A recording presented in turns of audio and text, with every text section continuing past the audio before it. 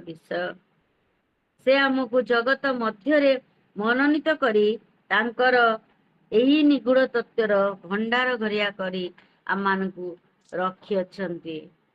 पाउल ए स्थान रे दाबी करती जे ख्रीष्ट पाप ओ मृत्युरु उद्धार करी विश्वास द्वारा ताहांक ठारे आम मानकु एकीभूत करिअछंती।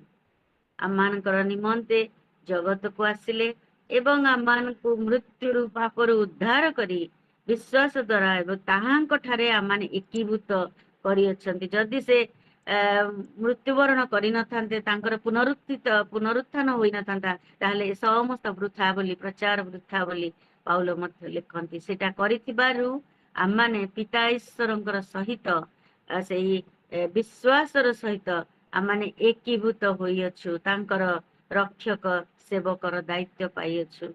आमको सुसमाचार रक्षा प्रचार प्रसार दायित्व ए जगतर उद्धार निमंते से देई अछंती। केवल जे आम माने उद्धार पाइबा ताहा यथेष्ट नुहे किंतु आज जगतर प्रत्येक जो माने आज अंधकार रे अछंती ख्रीष्टंकर नाम जानी नांती प्रत्येक एही प्रकार लोक मध्य उद्धार पांतु सेथिपाई से आम मान को मनोनीत करि अछंती। पाउल कहंती ख्रीष्टंकर सेवक बा परिचारक भाबरे आमाने सबु क्षेत्र रे सम्मानित हेबा उचित। आमे समस्ते ताहांकर सेवक बा दास एथिपाई आम माने सम्मान पाइबा योग्य जे ए आमे जेमति चाली गला बेले बसिला बेले उठिला बेले समस्ते जगतर समस्ते जानिबे आमे प्रकृत रे ख्रीष्टंकर संतान सेथिपाई आमाने सम्मान पाइबार योग्य। किंतु आज यह आमान अत्यंत आजिर जगत को देखिले बहुत कष्ट साध्य किंतु प्रभु आमान को जगत रे रखिचंती सही प्रकार लज्जाजनक परिस्थिति देई तांकर राज्य गौरव पाए आनंदर कारण हवा पाए बा आम माने जेमति लोक मानकर द्वारा आदृत होई परिबा जगत रे रखिचंती। जदि दास दास शब्दटी एई जगत रे अत्यंत आमने भाबु नीच शब्द बा से आम घरे दास बोली आमने भाबु किंतु आम घरे जे कार्य करे बा साहाय्य करे ताको आमने दास बोली साधारणतः कहू। किंतु ख्रीष्ट सेवक यही शब्दटी अत्यंत आनंददायक जेतेबेले आमने ख्रीष्टंकर जेतेबेले सेवा करिबा बा माने जगतर लोक हिसाब रे आमान को घरे जे कार्य करे आमाने ताको दास बोली कहू बा अन्य माने भाबନ୍ତି हाँ से आम घरे काम करছে किंतु ख्रीष्टंकर सेवक बा ख्रीष्टंकर दास हवा ए शब्दटी आम प्रत्येक गोटे आनंदर विषय हो। जेतेबेले मुझे छोट बेले बढ़ी आमर कटक रे आउ सेठी आम प्रत्येक साई रे गोटे गोटे समाज गृह बोली थाए आ से समाज गृहर दायित्व आम प्रत्येक को जेतेबेले माने जाउथुलु छोट थिलु आमानकर पाळी पड़ी थाए को शनिवार रे आमाने केते जन 4-5-3-4 जन आमाने मिसिकरी समाज को झाड़ीबू पोछीबू चेयर गुडी को पोछीबू दरी को झाड़ीबू पकेबू पानी रखिबू ए सबु दायित्व आम प्रत्येक भितर थाए। जेतेबेले छोट बेले आमको एते खुशी लागे जे आमे आम भितर आमर बापा माँ माने से विषयटा को पूरे थांती जे आमे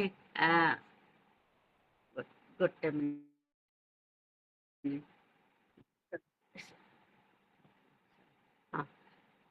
सॉरी सेतबेले आमर भितर पूरी थांती जे ख्रीष्टंकर सेवक हबार आमानकर जो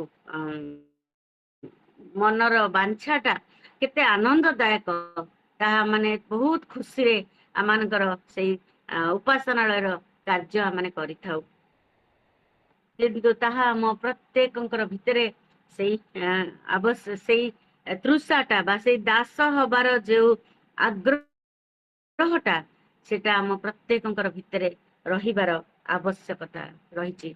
ए स्थान रे मु देखुतली जे गोटे शब्द डोलास सेई शब्दटीर ପାଉଲ ଯଦି ବ୍ୟବହାର କରିଥାନ୍ତେ ତାହେଲେ ଭଲ ହେଇଥାନ୍ତା। କାରଣ ଡୋଲାସ ହେଉଛି, ମୁଁ ଦେଖୁଥିଲି ଯେ ଗୋଟେ ଗ୍ରୀକ ଶବ୍ଦ, ତାର ଅର୍ଥ ହେଲା ସ୍ଲେଭ ଅର ସର୍ଭେଣ୍ଟ। ଯେଉଁମାନେ ସେମାନଙ୍କର କାର୍ଯ୍ୟ ହେଲା, କୋଉମାନଙ୍କୁ ସେଇ ଡୋଲାସ କୁହାଯାଏ ନା ଯେଉଁମାନେ ଜାହାଜର ତଳ ସ୍ଥାନରେ ରହି କାର୍ଯ୍ୟ କରନ୍ତି ବା ସବୁ ମେନ୍ କାର୍ଯ୍ୟଟା ସେମାନେ କରନ୍ତି। ସେମାନଙ୍କର କାର୍ଯ୍ୟ ହେଲା ଜାହାଜର କ୍ୟାପ୍ଟେନଙ୍କର ଆଜ୍ଞାର ବାଧ୍ୟ ହେବା, ବା ଜାହାଜର ଚାଳକ ଯେତେବେଳେ ସେମାନଙ୍କୁ ଯେଉଁ ବିଷୟ ଆଜ୍ଞା ଦେଇଥାନ୍ତି ସେତେବେଳେ ସେଇ ବିଷୟଟି ସେମାନଙ୍କୁ ମାନେ ସେମାନେ ଜାହାଜ କ୍ୟାପ୍ଟେନଙ୍କର ଆଜ୍ଞାର ବାଧ୍ୟ କରନ୍ତି, ସେମାନେ ତାହାଙ୍କର ଆଜ୍ଞାର ପାଳନ କରିଥାନ୍ତି। ବା ଯେତେବେଳେ ସେ କ୍ୟାପ୍ଟେନ ଆଜ୍ଞା ଦିଅନ୍ତି ଯେ ଜାହାଜକୁ ବାମକୁ ମୋଡ, ଡାହାଣକୁ ମୋଡ, ଏଠି ଏଇଟା ଅଛି ସେଟା ଅଛି, ସେଇ ସମସ୍ତ ଆଜ୍ଞା ଗୁଡିକ କ୍ୟାପ୍ଟେନଙ୍କର ଆଜ୍ଞାକୁ ସେମାନେ ଅପେକ୍ଷା କରିକି ଥାଆନ୍ତି ଏବଂ ତାଙ୍କର କାର୍ଯ୍ୟ ହେଲା ଯେ କ୍ୟାପ୍ଟେନଙ୍କର ବାଧ୍ୟ ହେବା। ଆମର ଜୀବନ ମଧ୍ୟ ଠିକ ଏହିପରି ଆମେ ଈଶ୍ୱରଙ୍କର ସେବକ ଏବଂ ତାଙ୍କର ନିଗୁଡ ତତ୍ତ୍ୱର ଭଣ୍ଡାର ଘରିଆ। ଆମକୁ ଖ୍ରୀଷ୍ଟଙ୍କର ନିଗୁଡ ତତ୍ତ୍ୱର ସବୁ ପ୍ରକାର ରହସ୍ୟ ଆମମାନଙ୍କ ନିକଟରେ ପ୍ରକାଶ କରାଯାଇଛି। ଯଦି ଆମେ ଏହି ଦାୟିତ୍ୱ ବିଶ୍ୱସ୍ତ ଭାବରେ କରୁ ତେବେ ଖ୍ରୀଷ୍ଟଙ୍କର ଫଳ ଗୁଡିକ ଆମଠାରେ ଦେଖାଯିବ। ଯୋହନ ତାର 15 ପର୍ବରେ ଯେ ଲେଖାଯାଏ ଯେ ମୋ ଠାରେ ରହେ ଓ ମୁଁ ଯାହା ଠାରେ ରହେ ସେ ପ୍ରଚୁର ଫଳ ଫଳିବ। 2 ପଦରେ ମାନେ ଦେଖୁ ଯେ ବିଶ୍ୱସ୍ତତାକୁ ପ୍ରାଧାନ୍ୟ ଦିଆଯାଇ ଉତ୍ସାହ କରାଯାଇଛି, ବିଶ୍ୱସ୍ତତାକୁ ଉତ୍ସାହ କରାଯାଇଛି। ବିଶ୍ୱସ୍ତ ହେବାର ଅର୍ଥ ହେଲା ଈଶ୍ୱର ଯେଉଁ କାର୍ଯ୍ୟ କରିବାକୁ ଆଜ୍ଞା ଦେଇଛନ୍ତି ତାହା କରିବା, ଅର୍ଥାତ୍ ତାହାଙ୍କର ସୁସମାଚାରକୁ ପ୍ରଚାର କରିବା। ସେଇ ଦାୟିତ୍ୱ ବିଶ୍ୱସ୍ତତାର ସହିତ କରିବା। ପରିବାରରେ ମାନେ ପ୍ରତ୍ୟେକଙ୍କ ପ୍ରତି ବିଶ୍ୱସ୍ତ ହେବା, ମଣ୍ଡଳୀରେ ଓ ନିଜର କାର୍ଯ୍ୟ କ୍ଷେତ୍ରରେ ମଧ୍ୟ ମାନେ ବିଶ୍ୱସ୍ତ ହେବା। ସବୁ କ୍ଷେତ୍ରରେ ବିଶ୍ୱସ୍ତତା ଆମମାନଙ୍କର ଜୀବନର ଗୋଟେ ଖ୍ରୀଷ୍ଟିଆନ ଜୀବନର ମୁଖ୍ୟ ବିଷୟ ଅଟେ। ଭଣ୍ଡାର ଘରିଆ ଜଣେ ବିଶ୍ୱସ୍ତ ଲୋକ ହେବାର ଆବଶ୍ୟକତା ରହିଛି। ଯଦି ଆମମାନଙ୍କର ଘରେ ସାହାଯ୍ୟ କରୁଥିବା ଆମମାନଙ୍କର ସାହାଯ୍ୟକାରୀ ଯେ ଅବିଶ୍ୱସ୍ତ ହେଇଥିବ ବା ତାର କୌଣସି ଲୋଭ କି ହାତ ଉଠା ପ୍ରକୃତି ଥିବ, ତେବେ ଆମେ ତାହାକୁ କେବେ ବି ଆମମାନଙ୍କର ଘରର ଦାୟିତ୍ୱ ଦେବା ନାହିଁ। ଯଦି ଟିକେ ବି ସନ୍ଦେହ ଆସେ ଆମେ ତା ପ୍ରତି ତେବେ ମଧ୍ୟ ଆମେ ତାକୁ ସେଇ କାର୍ଯ୍ୟର ଭାର ବା ଭଣ୍ଡାର ଘରିଆର ଦାୟିତ୍ୱ ଆମେ ଦେବା ନାହିଁ, କି ଘରର କୌଣସି କାର୍ଯ୍ୟ କରିବାର ଦାୟିତ୍ୱ ଆମେ ଦେଇନଥାଉ। କାରଣ ଆମେ ଚାହୁଁ ଗୋଟେ ବିଶ୍ୱସ୍ତ ଲୋକ। ଯେତେବେଳେ ଜୀବନରେ ପରୀକ୍ଷା ଆସେ ବା ଈଶ୍ୱରଙ୍କ ସେଇ ସମୟରେ ବା କୌଣସି ଭୟଙ୍କର ପରିସ୍ଥିତି ଆସେ, ଆମେ ସେଇ ସମୟରେ ଈଶ୍ୱରଙ୍କର ଉପରେ ବିଶ୍ୱାସ ରଖି ତାର ସମ୍ମୁଖୀନ ହେବା ଆବଶ୍ୟକ। ଆମେ କିପରି କଥା କହୁଛୁ, କିପରି ଚିନ୍ତା କରୁଛୁ ଓ କଣ କଣ ଆମେ ଆଶା କରୁ, ଶେଷ ଯାଏ ଆମେ ନିଜର ଜୀବନରେ ବିଶ୍ୱସ୍ତ ରହିପାରିବା, ତାହା ପ୍ରଭୁ ଆମ ପ୍ରତ୍ୟେକଙ୍କ ପାଖରୁ ଚାହାନ୍ତି।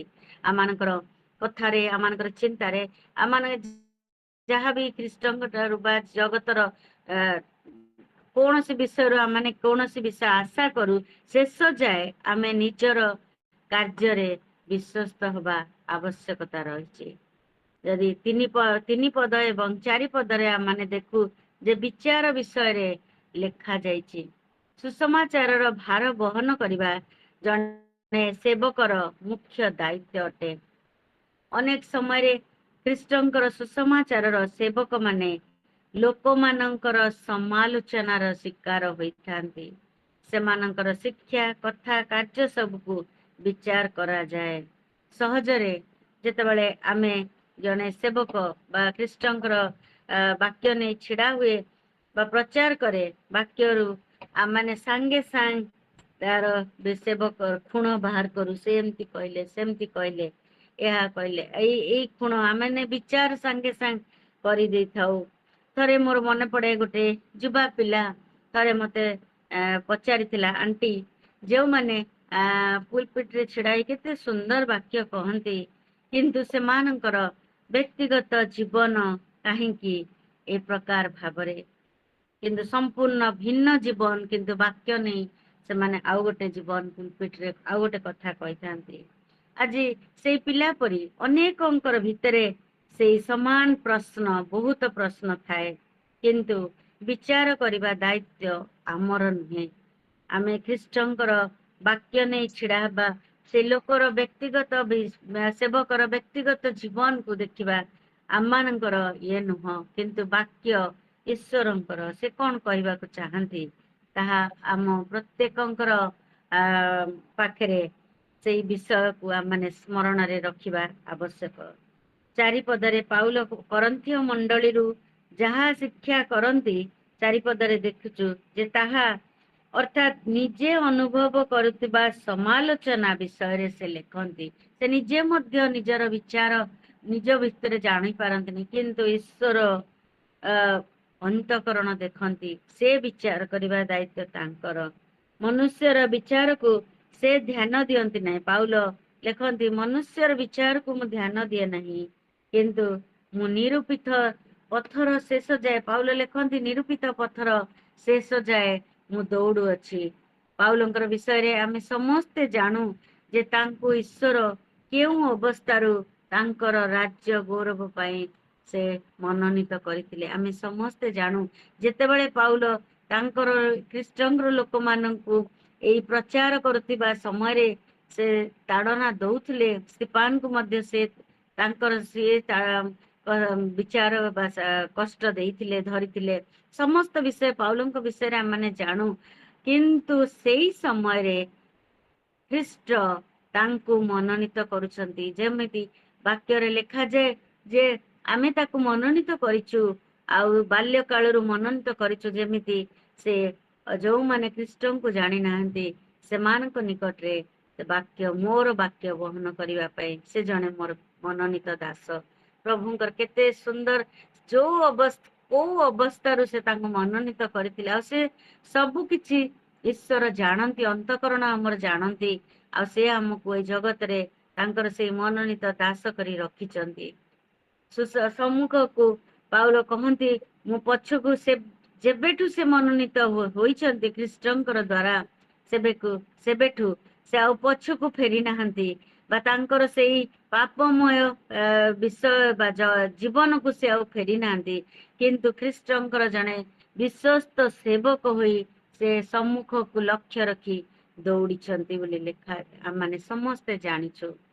5 ପଦରେ ସ୍ଥାନରେ ଲେଖାଯାଏ, ଦିନ ଆସିବ ଯେତେବେଳେ ଆମକୁ ଈଶ୍ୱର ଦେଇଥିବା ସୁସମାଚାରର ଦାୟିତ୍ୱ ବିଷୟରେ ଆମମାନଙ୍କୁ ଉତ୍ତର ଦେବାକୁ ପଡିବ, ମନୁଷ୍ୟକୁ ନୁହେଁ, କିନ୍ତୁ ଯିଏ ଆମକୁ ଦାୟିତ୍ୱ ଦେଇଛନ୍ତି ସେଇ ପ୍ରେରଣକର୍ତ୍ତା ସ୍ୱର୍ଗସ୍ଥ ପିତାଙ୍କୁ ଆମକୁ ତାଙ୍କ ନିକଟରେ ଆମମାନଙ୍କୁ ଉତ୍ତର ଦବାକୁ ପଡିବ। ସେଥିପାଇଁ ଆମମାନେ ସଜାଗ ରହୁ।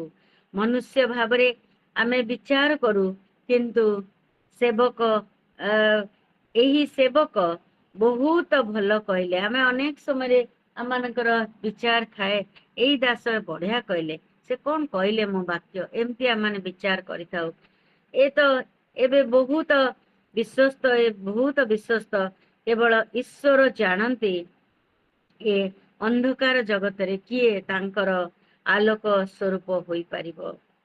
ଯେତେବେଳେ ସେ କହିବେ, ୱେଲ୍ ଡନ୍ ଗୁଡ୍ ମାଇ ଫେଥଫୁଲ ସର୍ଭେଣ୍ଟ, ଯେତେବେଳେ ସେ କହିବେ ସେତେବେଳେ ଜାଣିବ ଯେ ଆମମାନଙ୍କର ଜଗତରେ ସେବକର ଦାୟିତ୍ୱ ଆମେ ବିଶ୍ୱସ୍ତତାର ସହିତ କରିପାରିଛୁ କି ନାହିଁ।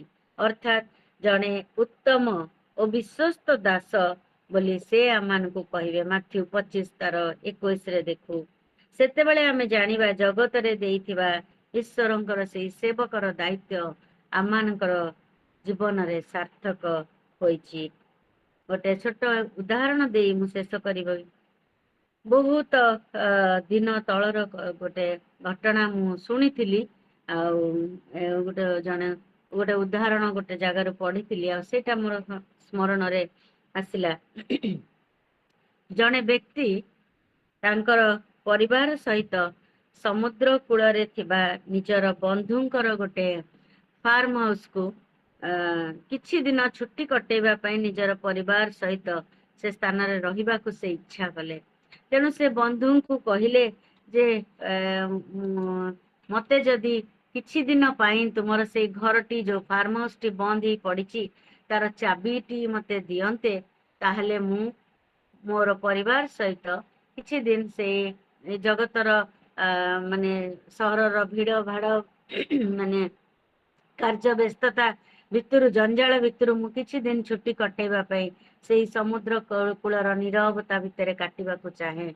ଆଉ ବନ୍ଧୁ ଜଣଙ୍କ ତାଙ୍କର ବନ୍ଧୁ ଜଣଙ୍କ ସେଇ ବନ୍ଧୁଙ୍କୁ ସେଇ ଘରର ଚାବିଟି, ଯାହାର ସେ ଘର ସେଇ ବ୍ୟକ୍ତି ଜଣଙ୍କ ଚାବିଟି ତାଙ୍କର ବନ୍ଧୁଙ୍କୁ ଦେଇଥିଲେ। ଆଉ ସେ ବ୍ୟକ୍ତି ଜଣକ ଏ ପ୍ରକାର କହନ୍ତି ଯେ ଯେତେବେଳେ ସେ ଘରକୁ ସେ ଆରାମରେ ରହିବାକୁ ଗଲେ, ବହୁତ ସୁନ୍ଦର ସେ ଫାର୍ମ ହାଉସଟି ସବୁ ପ୍ରକାରର ସୁବିଧାରେ ପୂର୍ଣ୍ଣ ଥିଲା, ସବୁ କିଛି ସେ ସ୍ଥାନରେ ଥିଲା।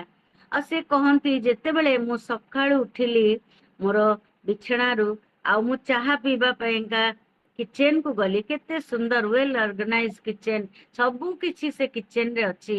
ମୁଁ ସୁନ୍ଦର ଭାବରେ ମୋର ଚାହା ଜାଗା ଆଣିଲି, ଚାହା କଲି, ଚାହା ପିଇବାକୁ ବସିଛି, ସେତେବେଳେ ମୋର ସ୍ମରଣରେ ଆସିଲା ଏଇଟା ମୋ ଘର ନୁହେଁ, ମୋର ବନ୍ଧୁଙ୍କର କିଚେନ ବା ଏସବୁ ୟୁଟେନସିଲ ସବୁ ମୋର ବନ୍ଧୁଙ୍କର, ଆଉ ମୁଁ କେବଳ ଆସିଛି ଅଳ୍ପ ଦିନ ପାଇଁ। ଆଉ ଯେତେବେଳେ ସେ ପୁଣି ବିଛଣାକୁ ଯାଉଛନ୍ତି କାର୍ଯ୍ୟ ମାନେ ଆନନ୍ଦ କରିବା ପାଇଁ, ଆନନ୍ଦ କଲେ, ବୁଲାବୁଲି ଖାଇବା ପିଇବା ସବୁ କଲା ପରେ ବିଛଣାରେ ଯେତେବେଳେ ସେ ଶୋଇବାକୁ ଯାଉଛନ୍ତି, ସେ ସୁନ୍ଦର ଖଟ, ସେ ଡନଲପ ସବୁ କିଛି, ସେତେବେଳେ ସେ ଭାବୁଛନ୍ତି ଆରେ ଏ ଖଟ ତ ମୋର ନୁହେଁ, ମୋର ବନ୍ଧୁଙ୍କର। ଆଉ ଯେତେବେଳେ ସେ ତାଙ୍କର ସୁନ୍ଦର ବଗିଚା ଭିତରେ, ଫୁଲର ବଗିଚା ଭିତରେ ବୁଲିକି ଉପଭୋଗ କରୁଛନ୍ତି, ସବୁ କିଛି ସୁନ୍ଦର ଦେଖୁଛନ୍ତି, ବହୁତ ସୁନ୍ଦର ଗଛ, ବହୁତ ସୁନ୍ଦର ପବନ, ସମୁଦ୍ର କୂଳ ବହୁତ ବଢିଆ, ସେତେବେଳେ ସେ ଭାବୁଛନ୍ତି ଆରେ ଏ ବଗିଚା ତ ମୋର ଗଛ ଲଗେଇଥିବା ମୋର ବଗିଚା ନୁହେଁ, ଏଇଟା ମୋର ବନ୍ଧୁଙ୍କର ବଗିଚା। ମୁଁ କେବଳ ଆସିଛି ଅଳ୍ପ ଦିନ ପାଇଁ, ମୁଁ ଉପଭୋଗ କରିବା ପାଇଁ ବା ଖୁସି ଆନନ୍ଦ କରିବା ପାଇଁ, ତାପରେ ମୁଁ ନିଜର ଗୃହକୁ ଫେରିଯିବି। ମୋର କହିବାର ଅର୍ଥ ହେଲା ଯେ ଆମେ ସମସ୍ତେ ଏଇ ଜଗତରେ କେବଳ ଅଳ୍ପ ଦିନ ପାଇଁ ଆସିଛୁ।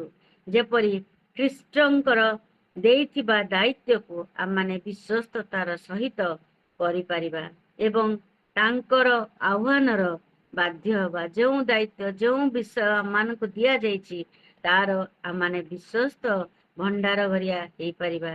ଗୀତ ସଂହିତା 24:1 ଲେଖାଯାଏ, ପୃଥିବୀ ଓ ତହିଁର ପୂର୍ଣ୍ଣତା, ଜଗତ ଓ ତନ୍ନିବାସୀ ସମସ୍ତ ହିଁ ସଦା ପ୍ରଭୁଙ୍କର, ଆମେ କେବଳ ନିମିତ୍ତ ମାତ୍ର। ଶେଷରେ ତାଙ୍କ ଠାରୁ ଯେତେବେଳେ ସାର୍ଟିଫିକେଟ ପାଇବା, ସେତେବେଳେ ଜାଣିବା ଏ ଜଗତର ସାର୍ଟିଫିକେଟ ବହୁମୂଲ୍ୟ। ଜଗତର ସାର୍ଟିଫିକେଟ, ଆମେ ଏତେ ପାଠ ପଢିଛୁ, ଆମେ ଏଇଠି ସବୁ କୋର୍ସ କରିଛୁ, ପାଠ ପଢି ଆମେ ଏତେ ସାର୍ଟିଫିକେଟ ପାଇଛୁ, ଗୋଲ୍ଡ ମେଡାଲ ପାଇଛୁ, ଖେଳରେ ପାଇଛୁ, ଏଥିରେ ପାଇଛୁ, ସେଥିରେ ପାଇଛୁ, କିନ୍ତୁ ଉପଦେଶକ ଯେତେବେଳେ ପଢିବେ ସଲୋମନ ଲେଖନ୍ତି ଏ ସମସ୍ତ କେବଳ କବର ଯାକେ, ଆମମାନଙ୍କର ଜଗତରେ ରହଣି ଠାରୁ କବର ଯାକେ ଆମମାନଙ୍କର ଜଗତର ସାର୍ଟିଫିକେଟ, କିନ୍ତୁ ଏଇ କବରର ଏଇ ସାର୍ଟିଫିକେଟ ର କୌଣସି ମୂଲ୍ୟ ନାହିଁ, କେବଳ ତାର ମୂଲ୍ୟ କବର ଯାକେ। କିନ୍ତୁ ସ୍ୱର୍ଗସ୍ଥ ପିତାଙ୍କର ସାର୍ଟିଫିକେଟ ପାଇଁ ଆମମାନେ ସବୁବେଳେ ଆଶା ରଖି ଉତ୍ତମ ଭଣ୍ଡାର ଭରିଆର କାର୍ଯ୍ୟ କରିବା ପାଇଁ ଆମମାନେ ସଦାବେଳେ ଚେଷ୍ଟା କରୁ, ଗୋଟେ ସେବକର ପରି ବିଶ୍ୱସ୍ତତାର ସହିତ ଆମମାନଙ୍କର ଦାୟିତ୍ୱକୁ ଆମମାନେ ସମ୍ପନ୍ନ କରୁ ଏବଂ ତାଙ୍କର ସାର୍ଟିଫିକେଟ ଯେତେବେଳେ ସେ କହିବେ ମୋ ବେଶ ଉତ୍ତମ ଆଉ ବିଶ୍ୱସ୍ତ ଦାସ, ତୁ ଅଳ୍ପ ବିଷୟରେ ବିଶ୍ୱସ୍ତ ହୋଇଥିବାରୁ ବହୁତ ବିଷୟ ଉପରେ ମୁଁ ତତେ ନିଯୁକ୍ତ କରିବି, ସେତେବେଳେ ସେଇ ସାର୍ଟିଫିକେଟ କୁ ଯେତେବେଳେ ଆମମାନେ ଆମ ପ୍ରେରଣକର୍ତ୍ତାଙ୍କ ଠାରୁ ଆମମାନେ ପ୍ରାପ୍ତ ହେବୁ, ସେତେବେଳେ ଜାଣିବା ଯେ ଆମମାନଙ୍କର ଜୀବନର ରହଣି କାଳର, ଆମମାନଙ୍କୁ ଦିଆଯାଇଥିବା ଦାୟିତ୍ୱର ଆମମାନେ ଉପଯୁକ୍ତ ବିନିଯୋଗ ଏ ଜଗତରେ କରିପାରିଛୁ। ପ୍ରଭୁ ଆମ ପ୍ରତ୍ୟେକଙ୍କୁ ଆଶୀର୍ବାଦ କରନ୍ତୁ। ଆଜି ଅଳ୍ପ ଚିନ୍ତା ଦେଇ ମୁଁ ବିଶ୍ୱାସ କରେ ମତେ ଏବଂ ମୋର ପ୍ରତ୍ୟେକ भाई भौणी मान प्रात काल प्रभु कथा कहते उत्तम भंडार गरिया विश्वस्त सेवकर दायित्व जमी नम्रतार सहित आम कर प्रभु आम प्रत्येक को आशीर्वाद करंतु पुनर्बार धन्यवाद दिए मते देइथिबा सुंदर सुजोग पाई धन्यवाद। थैंक यू इतिश्री भौणी आम समस्ते होचु से भंडार घरिया रो इंग्राजी होची स्टोर कीपर आउ ताको तो केजीबी रे कहते स्टुअर्डशिप आउ आज आम समस्ते से ईश्वरंकर जो विश्वस्त दास दासी रूपे आमने जगत रे जीवन केमती काटिबा अति सुंदर से जो करंथीर से जो पोर्शन रे नहीं आरंभ करके शेष कल प्रभु आशीर्वाद करंतु अति सुंदर भाव में बुझे शेष पर्यंत आणिकी से जो पुणी जे फार्म हाउस रे सान रहिले सबुदिन सान भावती जे सब खाली आम भोगर निमंते अल्प दिन आमर यहाँ निजर नुहे प्रभु आम को सही दिग्दर्शन दिंतु आम अल्प दिन आसीचु जहाँ किसी भोगर निमंते प्रभु आम को रखिंट से सब प्रभुंकर निजर तांकर सब सेटा प्रॉपर्टी आम को अल्प दिन जमती आम तांकर गौरवर महिमार कारण हवा। थैंक यू इतिश्री God bless you. Amen. Amen. Praise the Lord. From Kunama.